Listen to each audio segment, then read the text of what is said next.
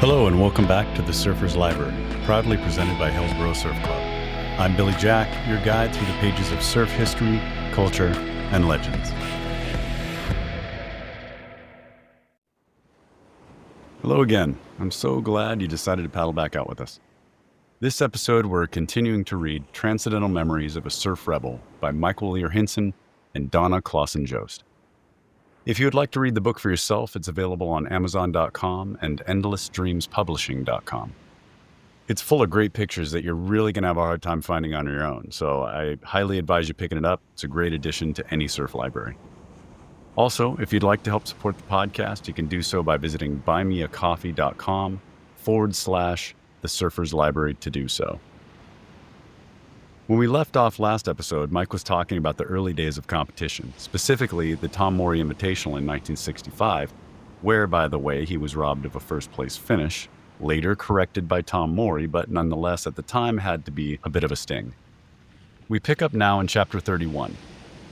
Never one to abide by society's rules, Mike's path takes a big turn as he begins to hang out with Johnny Griggs and the infamous Brotherhood of Eternal Love. Let's dive in.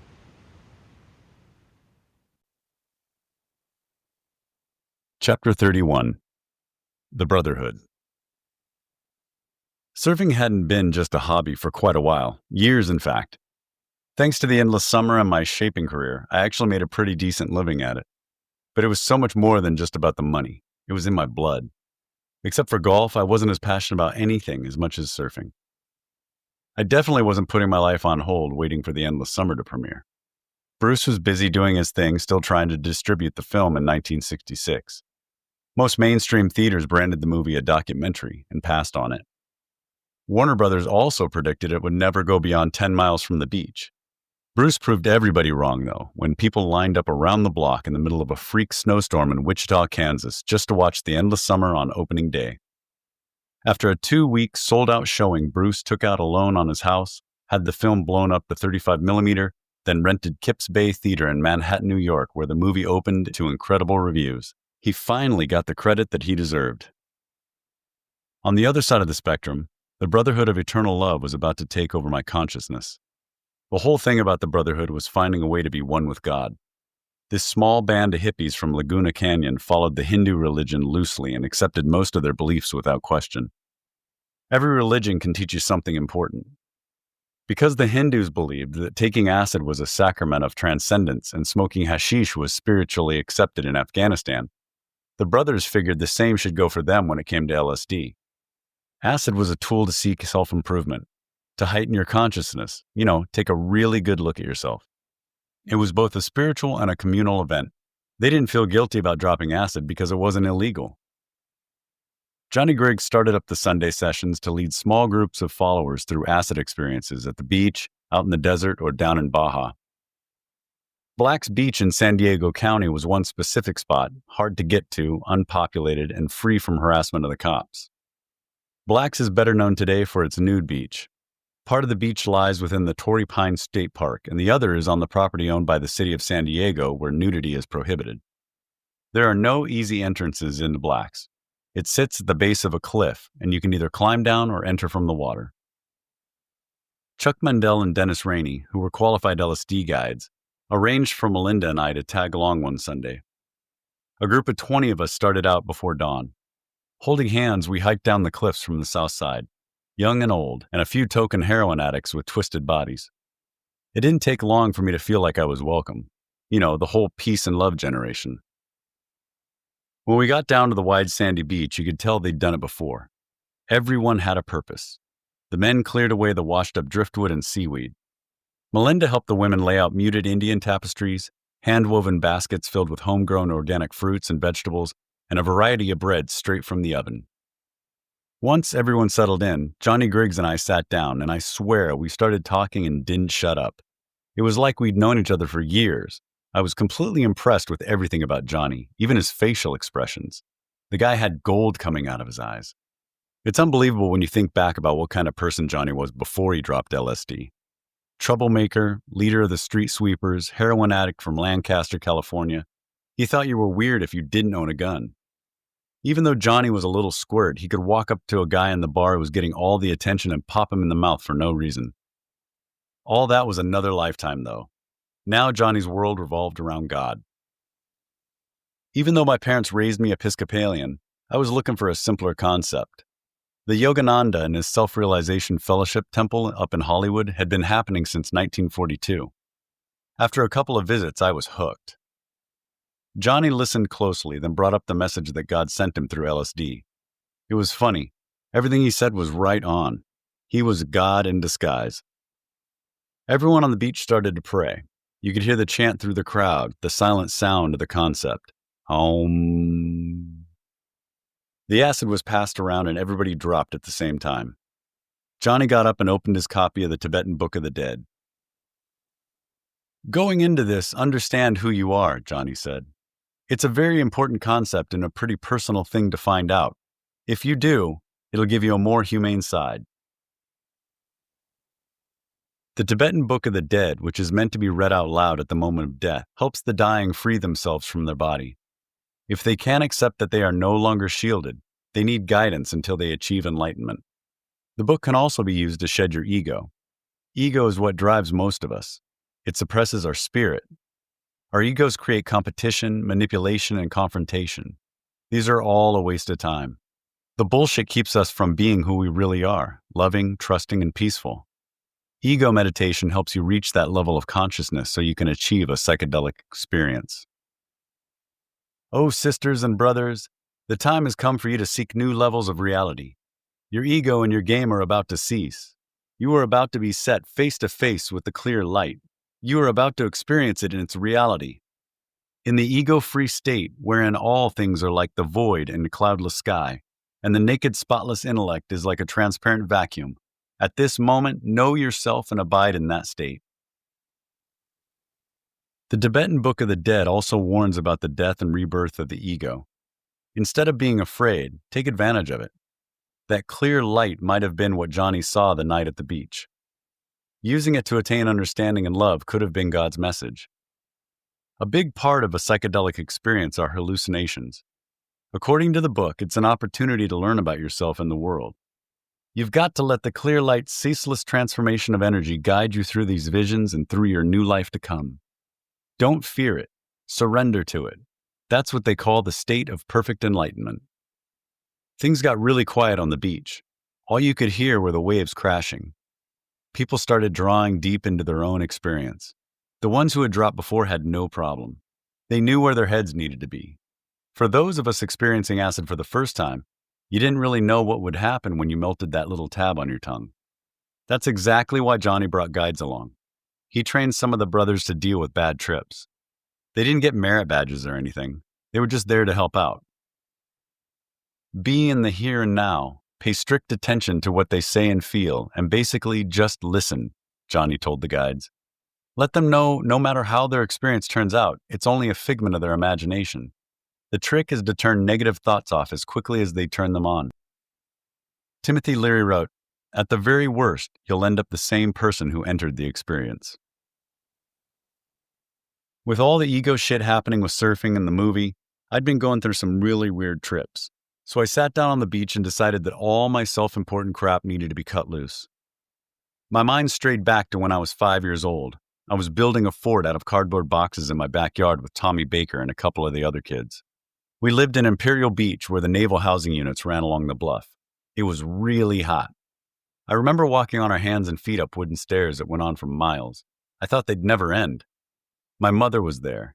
She took pictures of us washing our feet. Tommy was in front and had a hammer in his hand. Then all of a sudden, Tommy swung around and bam! The hammer claw went right into the top of my head.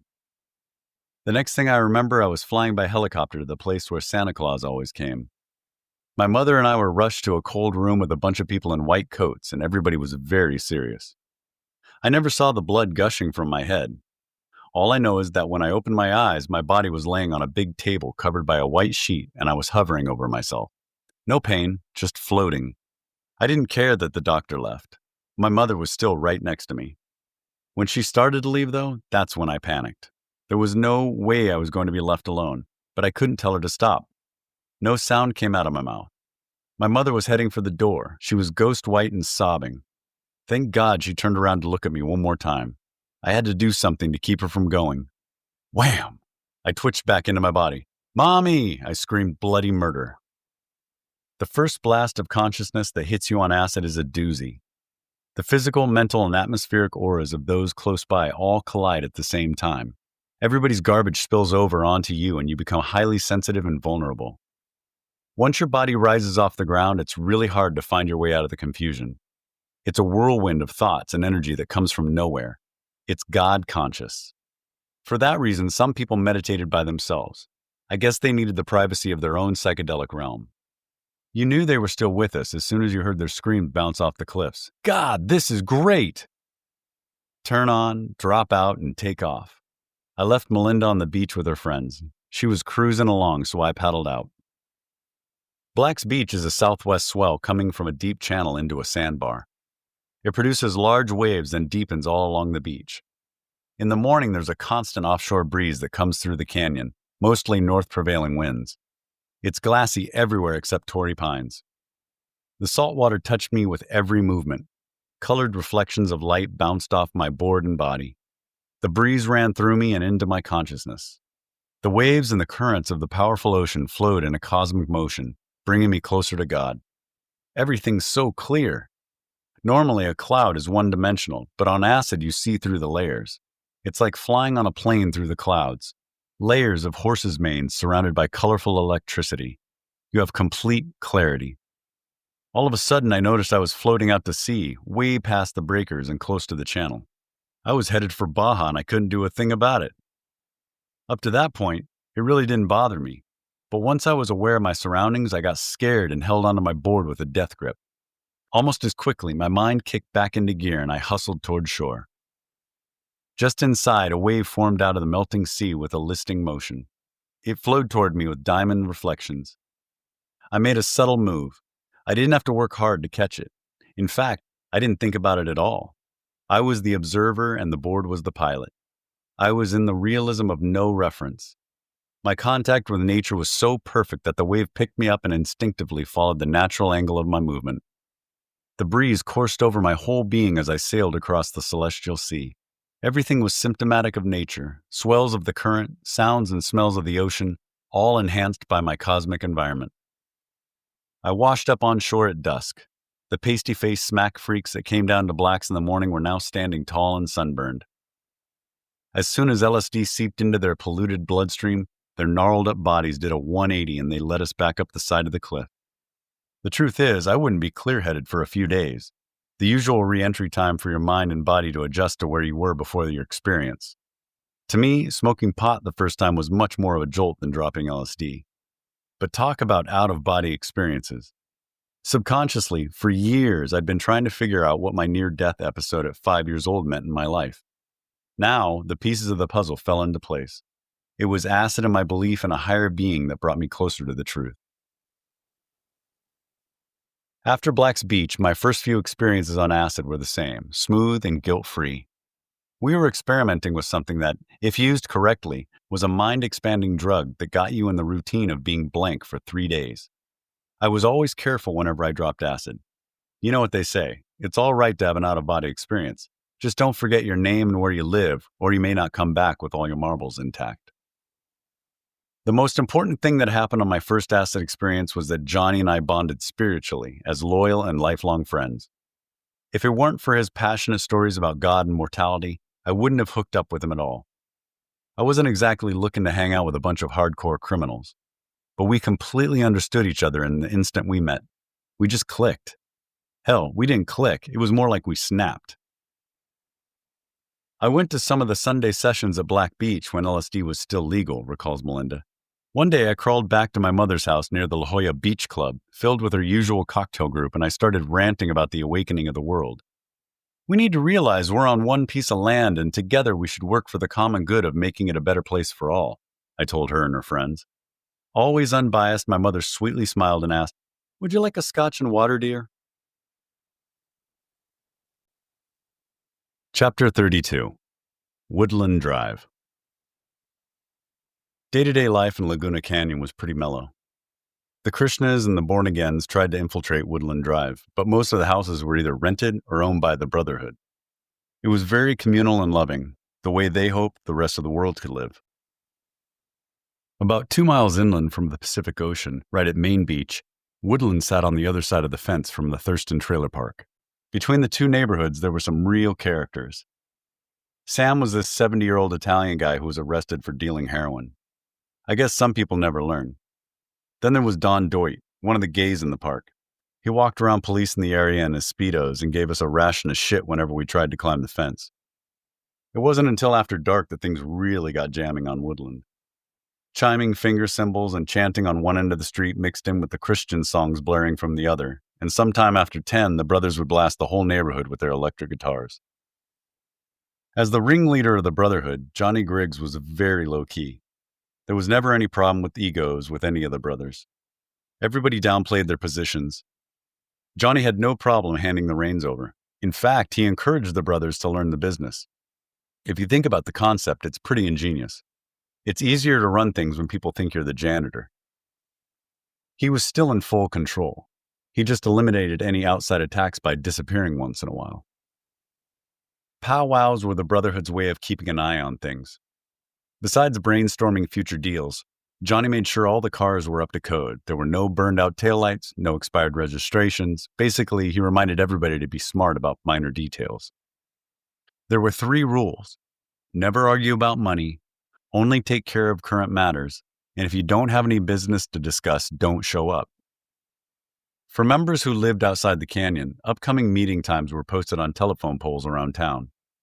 Johnny liked this form of communication better than phone calls. Never leave a trail of evidence, he'd say. Security was always top priority. You couldn't be too careful. To avoid leaks, even the slightest little rumors were hashed and rehashed. The brothers knew everybody's freedom was at risk. From the beginning, I had my own prevention plan. I refused to get myself or Melinda wrapped up in the Brotherhood's net. I was never in the mix of things. We kept away from the spotlight and lived on High Avenue in La Jolla. When I did show up in the canyon, I'd come in through the back door and hang around only long enough to take care of business. Most people didn't even know I was there. Unless the cops found my stash, which I made sure wasn't going to happen, they couldn't do a damn thing to me. Trust me, I rarely dropped my guard. Rarely. Once in a while, Melinda came to Laguna with me. I'd haul ass up from La Jolla at 100 miles an hour. Then the second I hit the city limits, I'd slow down to 35 and strap into my seatbelt. One night, driving through town, we lit up a joint. I realize now that it wasn't a very smart thing to do. At the time, though, it didn't really hit me until I saw the flashing lights in my rearview mirror. The cop pulled us over right in front of the Sunshine Juice Bar and asked for my license and registration. Melinda turned on the charm immediately. I don't think I'd ever seen her react that fast. But the officer wasn't buying it at all. Come on, a cop in Laguna Beach? That guy was probably hit on by every woman he ever rode up. The first thing the cop did even before booking us was go through my purse, recalls Melinda. He poured the entire contents of my patchouli-scented bag out onto the counter in the police department. A purple silk scarf from India, my ivory Buddha that went everywhere with me, a paperback copy of the Tibetan Book of the Dead, jade beads, and 1 leaking vial of LSD. Michael and I just sat there and watched him rummage through my belongings, repeatedly handling the leaking vial.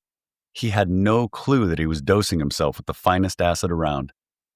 Slowly coming onto the LSD, the cop zeroed in on my Buddha, touching it, really studying its structure. Then his fascination turned to my jade beads and purple scarf. It was such a trip. Nobody noticed the cop's freaky behavior except the 2 of us. There was only one other employee on graveyard that night, the dispatcher, I think. So when 7 a.m. came and the shift changed in the police station, we were still waiting on the bench to be booked. It was hilarious when our new sergeant finally came into the booking cell. I swear our arresting officer was peeking on LSD and reading from the Book of the Dead at an altar he had arranged from the contents of Melinda's purse. Because of his non-regulation behavior, we were never booked and they let us go within hours. The Laguna PD was constantly sending in narcs to bust the Brotherhood's operation wide open. It was literally a game of cat and mouse. What the cops didn't know was that Johnny and the guys were onto them. Just for the record, the Brotherhood never threatened, tortured, or killed anyone. They were all about peace and love. But the cardinal rule of the Brotherhood of Eternal Love was that you had to take LSD. So whenever the brothers felt an informant deserved a stiff punishment for ratting people out, that was the ultimate. Acid is bound to draw out your demons when you live in a cloud of deception.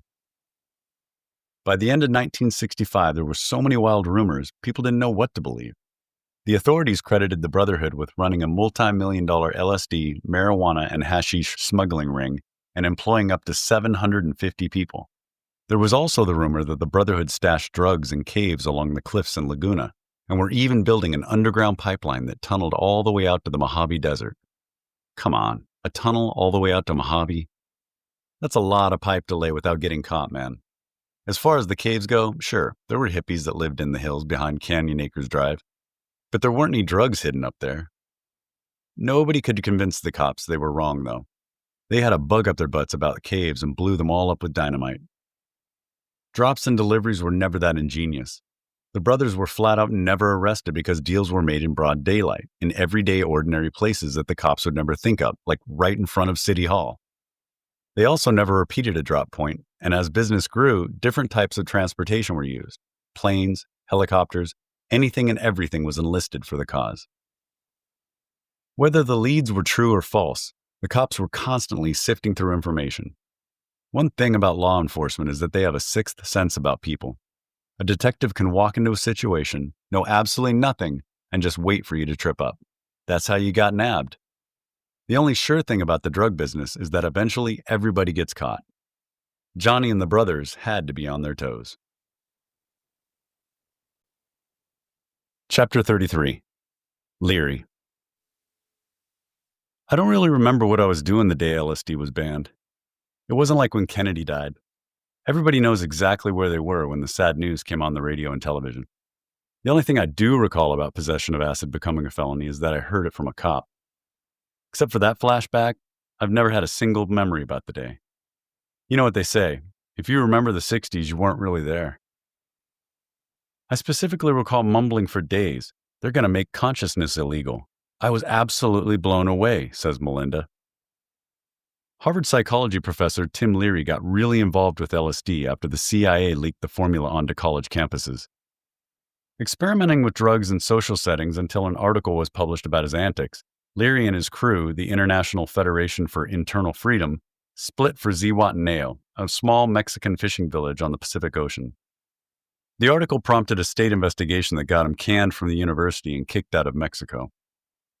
Johnny Griggs idolized Leary after meeting him at a Hollywood party back in 1962. Since Leary's return to the U.S., he heard all about the IFIF in Millbrook, a 2,500-acre estate in Hudson Valley owned by multimillionaire Billy Hitchcock. Word spread fast that he, Richard Albert, Art Klepps, Chief Boohoo of the Neo-American Church, and Ralph Metzner had moved in and were using the mansion as a psychedelic research center.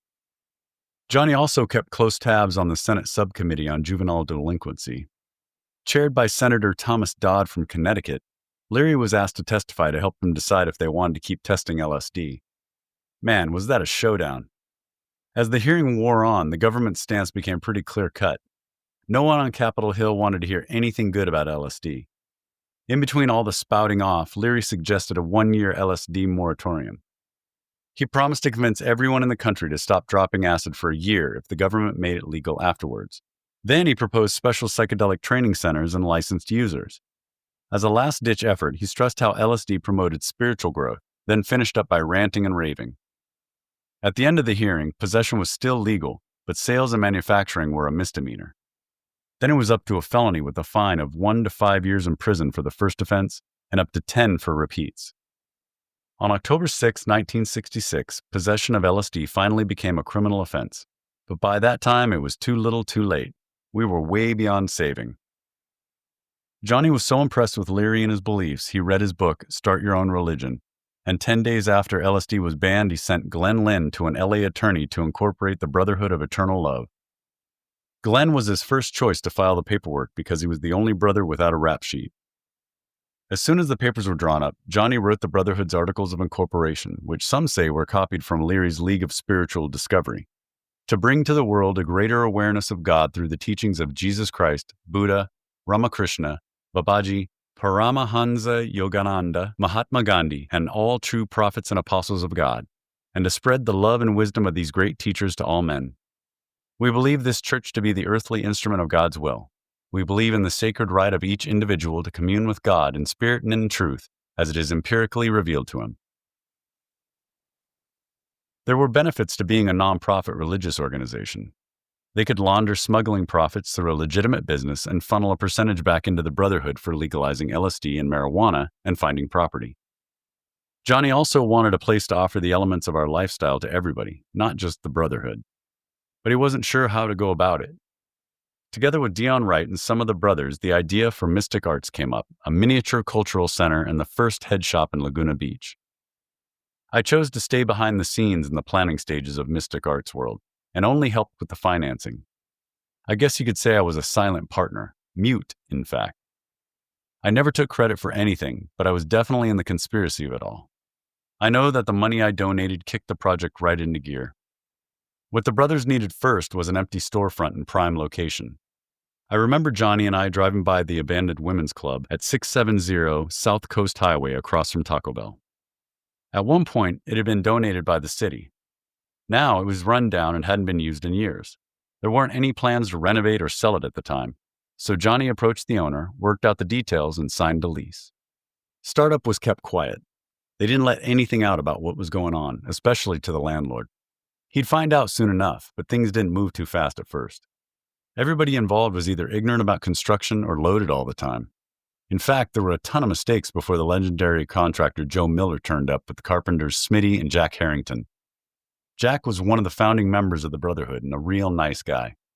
He wasn't very big, but he was one of the more level-headed members of the group, real easy to communicate with. Smitty was just the opposite. I never knew Smitty's last name. Hell, maybe that was his last name. Anyway, he was kind of a short blonde guy who supposedly was one of the old gang from Anaheim. You could tell just by talking to him. There was a totally different vibe about Smitty compared to Johnny and the guys. The brothers were very caring and looked after people. They made basic changes in their personalities and were very careful about how they spoke. They didn't use foul language at all. Smitty, on the other hand, was a rough character and not very spiritual. He probably didn't take enough acid. The important thing, though, was that they were all pros and knew how to do things according to the building code. During the construction phase, I'd stop by once in a while and give Smitty a helping hand. Everyone scrubbed, swept, and stocked shelves 24/7 in a boarded-up, simple, run-down shell. Before our eyes, Mystic Arts was turning into a subculture shopping mall. The brothers traveled the world gathering one-of-a-kind exotic collectibles from faraway cultures: Guatemala, India, Afghanistan, Nepal, even Mexico. Whenever they found something beautiful and organic, kind of spiritual, they brought it back. The floor plan was basically built to resemble the human body. Each room represented one of the 7 chakras of Kundalini Yoga, serving a related purpose. The first chakra, Muladhara, is the root support in between the anus and the penis at the base of the spine. This is the survival chakra, about being grounded, vital, and able to bring creativity to being. Health food was in this room, and every vitamin imaginable, as well as wheat germ, bran, and holistic medicines from all around the world. Chakra 2, Svadhisthana, is located on the spine directly behind the area about 1 inch below the navel. This is where we hold and insulate emotional trauma. It is the source of creativity, sexuality, healing, reproduction, desire, emotion, and gut instincts. Mystic Arts sold paraphernalia, blown glass water bongs, rolling machines, and zigzags. The third chakra, Manipura, Jewel City, is on the solar plexus. This is where you connect yourself to the universe. Outward projected energies, intellect, ambition, and personal power. Carol Griggs filled the room with jewelry, minerals, and stones. Anahata, unstuck sound, is the 4th chakra and located at the height of the heart. This is the system of love in all forms: love of self, others, planet, universe. The clothing boutique was filled with muslins embroidered with Chinese silk thread and tapestry dresses and shirts from Mexico and the Middle East. Local vendors also designed and sold clothes at Mystic Arts. The 5th chakra, Vishuddha, or purity, is near the throat, communication on all levels, expression of your truth, ability to listen to your inner voice. Local Laguna artists got involved at Mystic Arts. Noble Richardson sold prints of mesas in New Mexico and Arizona. He also did drawings and paintings of peyote buttons, green, pink, and other colors radiating outward. Bill Ogden painted ivy and hibiscus on the cabinets. He was so talented. The woodwork in the benches and the cabinets alone was art. All were beautifully built, accentuating the natural woods and grains, colorfully done with the symbology of consciousness and spirituality. The 6th chakra, Aina, or command center, is behind the area between the eyebrows and the pineal center of the brain. This is the system's psychic center and regulates sixth sense perception, intuition, and insight. Michael Randall stocked the bookstore, Enlightenment with books by Yogananda, the Tibetan Book of the Dead, and How to Live a Vegan Lifestyle. There's never been a more advanced reading place. Sahasrara, Brahmarandra, lotus of the 1,000 petals, or the seventh chakra, is symbolically located above the head, where the universe connects to you, incoming cosmic energy, enlightenment, connection to all that is. The meditation room was only for those who knew where to go. The public was redirected. A simple duck under and around hanging colorful tapestries and flowing silk spreads, cool breezes and moisture hit you as you'd enter the meditation room. Dion Wright's mandala was what the Brotherhood was all about. His 8-foot-high painting sat up against the wall in the meditation room, just above a pool of running water and across the room from a stone fireplace that was surrounded by rocks Johnny got in Tuckeets.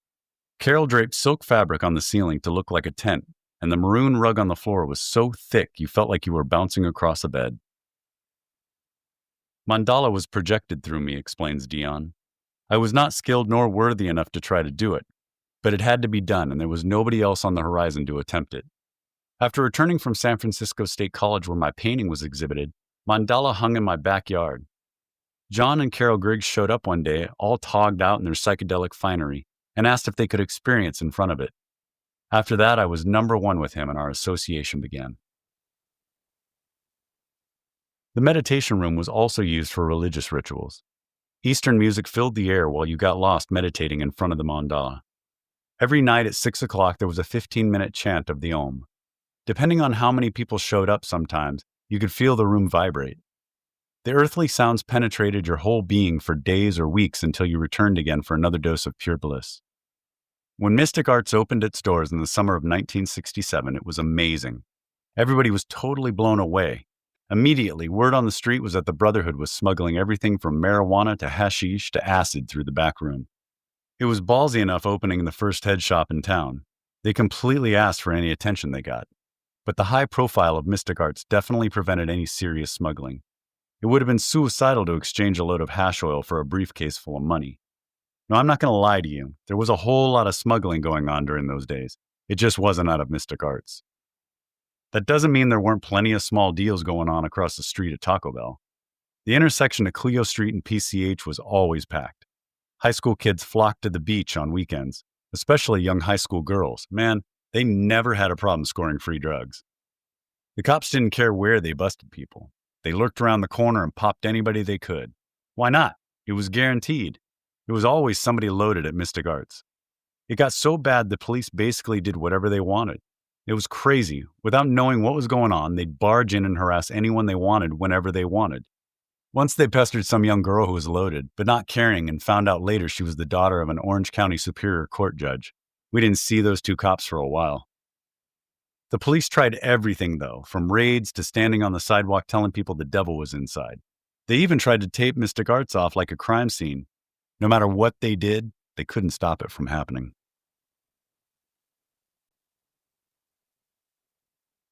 Chapter 34. No Turning Back. Beneath the surface of Woodland Drive lived the 20 original members of the Brotherhood of Eternal Love, a handful of idealists who just happened to sell and use massive quantities of psychedelic drugs. The cops told a different story. Sure, these guys were responsible for building a multi-million-dollar drug empire, but you'd never know it if you met them on the street. They were a bunch of laid-back hippies who heavily supported the patchouli oil market, kept to themselves, and wished everybody peace and love. Pretty harmless if you ask me. Johnny Griggs especially felt that they never really deserved the hippie mafia label the police pinned on them. In his eyes, the brothers were followers of God who lived pure and simple lives. Money wasn't the motivation, it was the gift. The cops were the ones who didn't get it. The Mexican federales got it. Visiting a small village outside Tijuana a couple times a year to transport 300 or 400 kilos of marijuana put the Brotherhood on a first-name basis with the local police. Now, the federales had dealt with the shadiest characters in the smuggling world, but this was not what the brothers were all about. They were easygoing and honest and never cheated anyone. Because of the respect they gave the federales, not to mention large amounts of cash, they were invited into their homes, ate their food, and drank their tequila. They became family and quickly gained, or should I say, bought the Federales' trust. In return, it didn't take long for the Brotherhood of Eternal Love to earn the reputation in Southern California for having the best and least expensive herb around. From the beginning, Johnny liked to mix things up. He kept a close eye on day-to-day business. It was never a trust issue. The brothers looked after their own. Holding together brings good fortune was the Brotherhood's motto. Johnny just refused to let anybody retrace their steps. No one was ever sent on the same journey twice in a row. It was way too risky to follow a set pattern or groove. Johnny also brought in new blood whenever he could to expand the operation, and who better to smuggle drugs than surfers? The lifestyle couldn't have fit the mold better. With their whole all-American image, they'd ride a few waves in a remote part of the world, then pay for the trip by smuggling drugs back into the States. Johnny had them jump in the globe like they were heading down to Trestles for a morning swell. Johnny Griggs really was a good person. I know, most people don't associate goodness with drugs, but forget his past life as a gang leader. Johnny was a sweet guy with a big heart. He gave off an aura that made everyone around feel good and had nothing to do with Kool-Aid. I always remember smiling when I left Johnny and Carol's house, like the Spirit of God was alive and well. Basically, I was like a little dog around Johnny. I swear I'd do anything the guy asked. One night I was sitting around his house with some of the brothers and David Hall. David was a pleasant guy, very down to earth, but kind of dark. We called him Swami Jew because he was so tight with money. David was also very smooth. His whole aura was in his eyes, not his heart. He was very centered. I listened closely that night as Johnny passed a primo joint around the living room and dazzled me with one smuggling story after another. In between hits, he explained the difference between Nepalese fingers and black temple balls. The families who processed hash in Nepal use a technique of squeezing it into fingers. In India, they constantly knead it in their hands into golf ball size. Then he added that standing at the foot of the valley in Kathmandu looking up at the Himalayas would just blow you away. I was fascinated by everything Johnny said. Forget that it could jeopardize my surfing career. He had me hook, line, and sinker.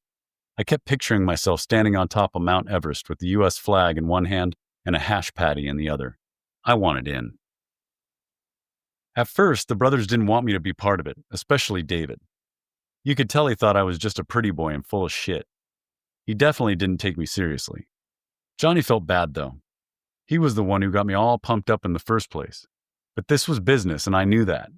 He said they needed someone with experience. I was not going to let go of this one easily. I'm not admitting to anything, I told them, but traveling through India with Bruce and Robert was where I smuggled the film footage through customs. That got their attention. Suddenly, they were all ears. Then I winged it and took them through the process of carving out a surfboard with hidden chambers. David even perked up. The brothers had never thought about using surfboards. Finally, I offered to make a special board for concealing drugs. Hopefully, they would see that I was the guy who could patch and glass a board full of hashish in a hotel room in the middle of Nepal. They must have liked my idea because after a little more discussion, David told me I could tag along on his next trip to India. I should have been stoked. I was really excited about starting up something that had never been done before by the Brotherhood. But it was bizarre. As soon as David said I could go, all I thought about was the risk. Smuggling drugs was a far cry from sneaking film footage through India. What if I got busted? I remember when I stole Hobie's boards. I was literally abandoned by the entire surfing community except for Linda Benson. This was a big decision. Now, I'm pretty sure I wasn't the first surfer to smuggle drugs for the Brotherhood, but knowing that nobody had ever attempted it by hiding hash in a surfboard brought out the adventurer in me. I whipped out a board, and as soon as the resin was dry, I yanked it off the shaping rack, brought it up to David, and what did he do? He ditched me and took off for India all by himself. Talk about busting my balloon. Turned out I didn't have much time to feel ripped off. David was back and ready to go again before I could bat an eye. When you think about it, how long does it actually take to pick up a load of hash? David didn't say much the next time I saw him. He only told me that he booked me a flight and handed me a ticket to Nepal. Juan Shelton was an 18-year-old gremmy from Windansea and a member of the Redfin gang. One night at a powwow at my house on High Avenue, I told him a bit more about the trip to India and said that David wanted to get more quantity. A young, blonde-haired, blue-eyed surfer kid was the perfect image for our trip. We needed that kind of distraction. Still not sure if I should ask Juan if he wanted to go with us. He cinched it by telling me he already had a passport. He'd been traveling since he was a kid thanks to his father GD's invention, the chopper gun, a device that spits out resin and chops up pieces of fiberglass. Even though Juan got around more than me, he was still only a kid. Just like Robert going through customs in Bombay, Juan's innocence could get us out of a tight squeeze. I knew if we had to jump off a cliff, he would go with us. Getting down to business, I came up with a board design believable enough so the custom agents in India wouldn't ask questions. Been there, done that. I wasn't going to give them a second chance to throw me in the slammer to rot for the next 20 years. This board had to be agent-proof, which meant every detail must be perfect. I waited until after dark, then Juan and I slipped into the GNS shaping room. The night shift was gone. Nobody was there but us surf Nazis. I worked on 3 huge Clark foam blanks. They were so big I couldn't carry them by myself. I didn't even take the skin off when I started up. I just got the ridge off and cut them in half, never thinking about how heavy they would be when we came back. Using tacking glue to hold them together, I poured the glass, then covered the line with a pinstripe right when the sun was coming up. It was just an optical illusion that there were 3 sections. Because they were never meant to have fins, I had board bags made up by a professional seamstress, and in case the custom agents wanted us to open up the bags, I brought snapshots. Johnny and David formulated the deal a couple of months before, and the Brotherhood bankrolled the trip to Nepal to pick up Nepalese fingers, which looked like little hand grenades. Someone had been sent there ahead of time to process the hash. Then they wrote back that business was good and they were ready for us. We had to go. The 3 surfboards in my suitcase full of patching tools and supplies were sent ahead to the New Delhi Hotel in August 1967. After stopovers in London and Amsterdam, we walked off the plane to the New Delhi airport in full tourist mode. Juan, the blonde Panamanian surfer, David, the rabbi with long beard and all, you couldn't tell if he was Asian or Iraqi, and me with a fake mustache, a light brown wig that looked like a bad toupee, and Bermuda shorts. We were a pretty motley crew if you ask me. New Delhi was a flat-out culture shock. Half-naked people, lepers, shit in the streets. Juan was bugged. Even though he'd been all over the world, he'd never been exposed to anything this intense.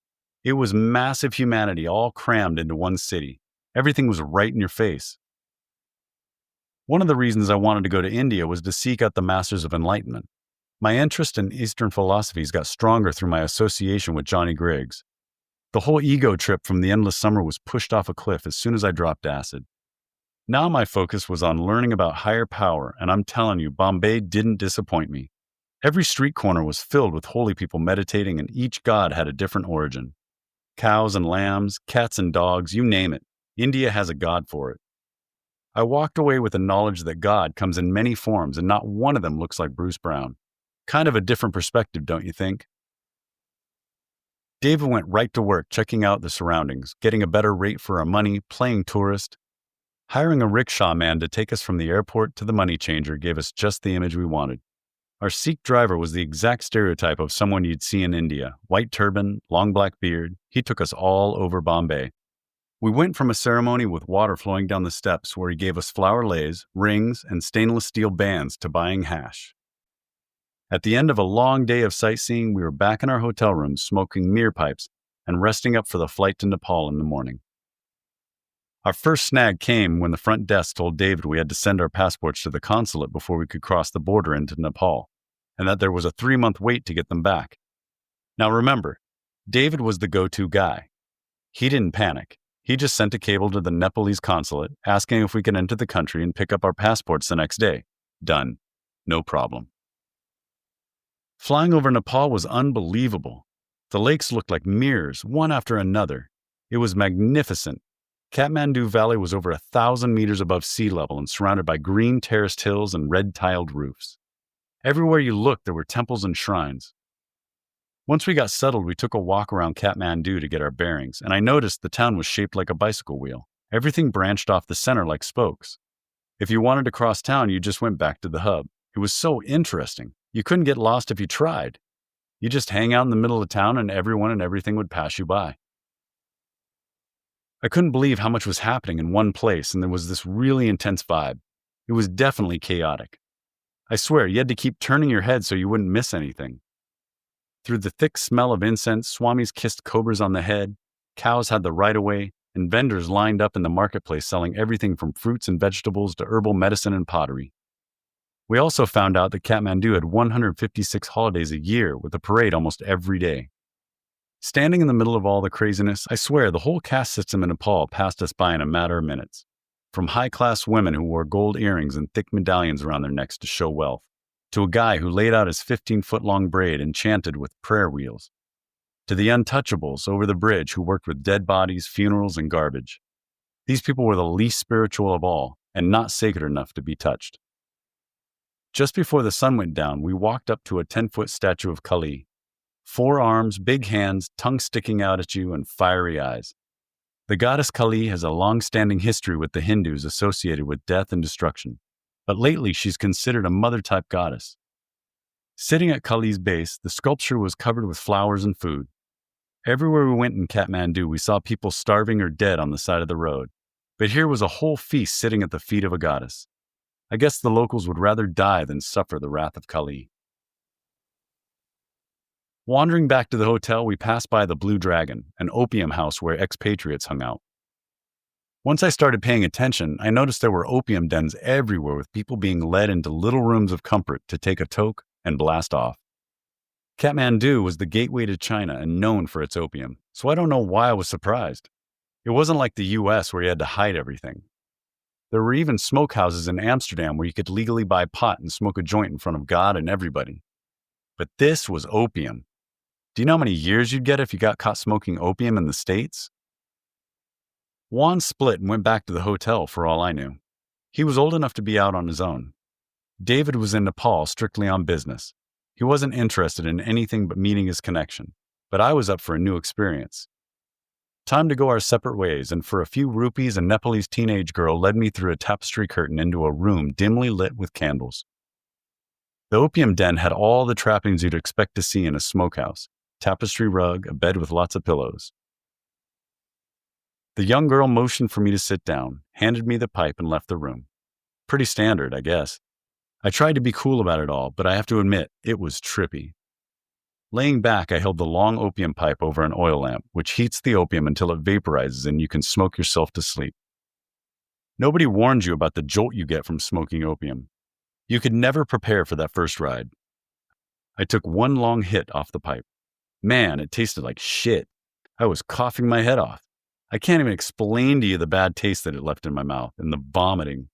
Instantly, my stomach curled up like a month-old carton of milk, and there was no holding it back. Everything I'd eaten for the past day was flushed up from below. It felt like my gut turned inside out. The next thing I knew, I was falling headfirst off the edge of the universe. I was in a dreamy state. Spiritual deities floated in a sky of vivid blues and yellows swirling overhead. With all the wonderment of God's creations, they passed beautifully through my mind, welcoming me to my first experience with opium. My God! 3 hours of peace. I didn't have a care in the world. This wasn't like anything I'd ever taken before. I woke up from my amazing dream not knowing where I was, or who I was, or what I was for that matter. Unbelievable. It took me a while to get my head on straight and make it back to the hotel room.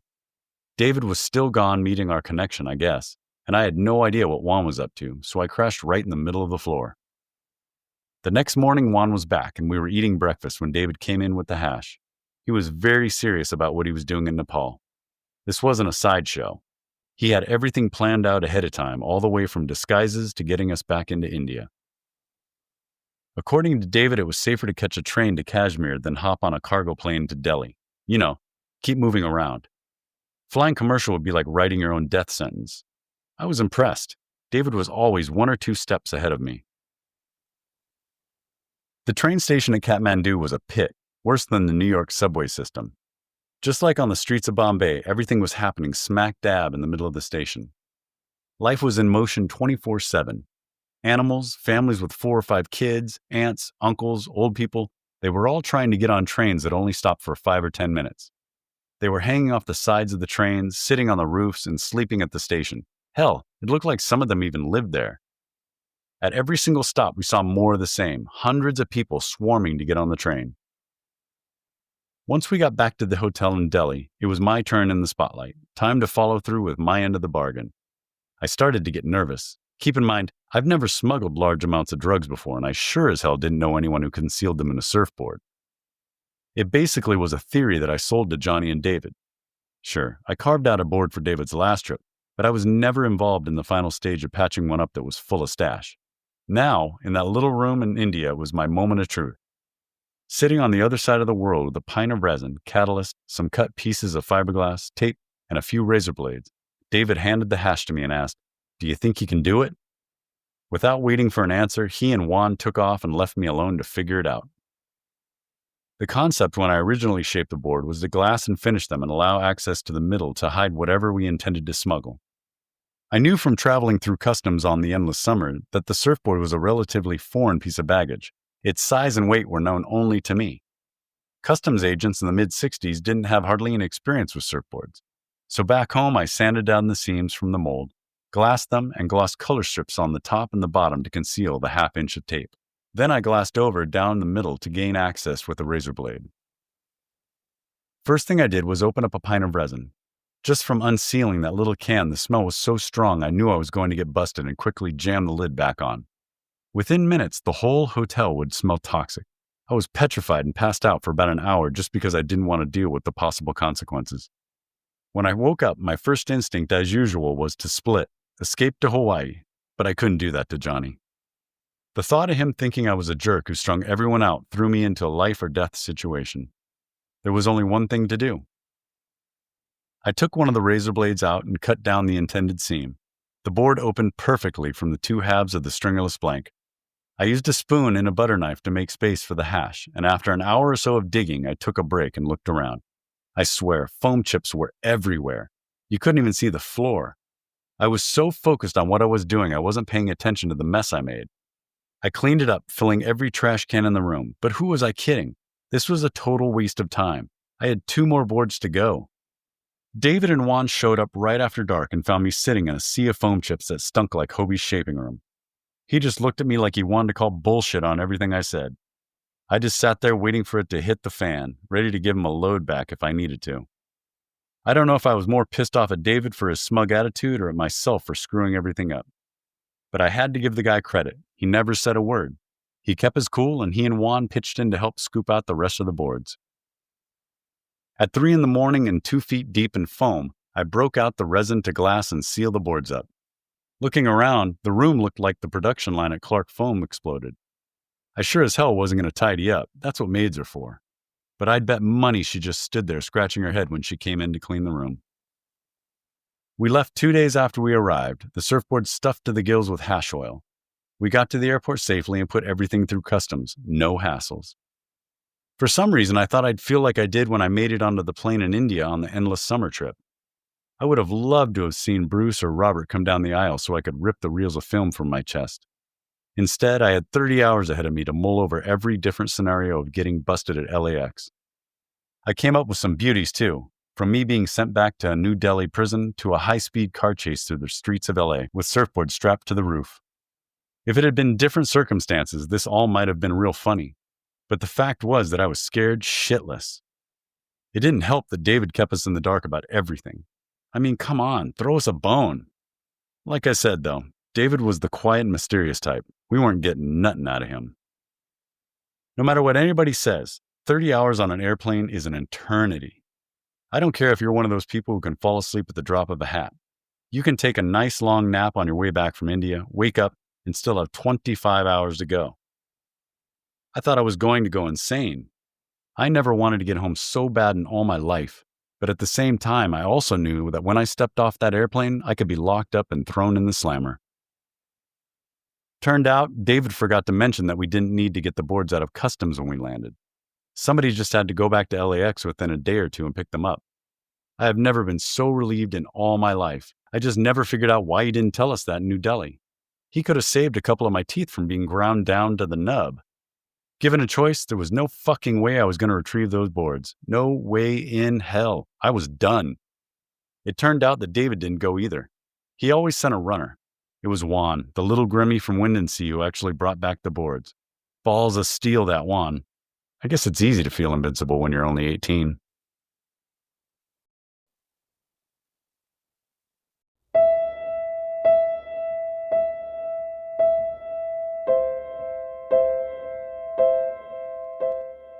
Well, that's going to do it for this episode. I hope you enjoyed it and that you'll join us again next week as we continue reading from Mike Hinson, Transcendental Memories of a Surf Rebel. Until then, keep your toes on the nose, your bottom turns tight, and your stoke high. I'll see you in the lineup.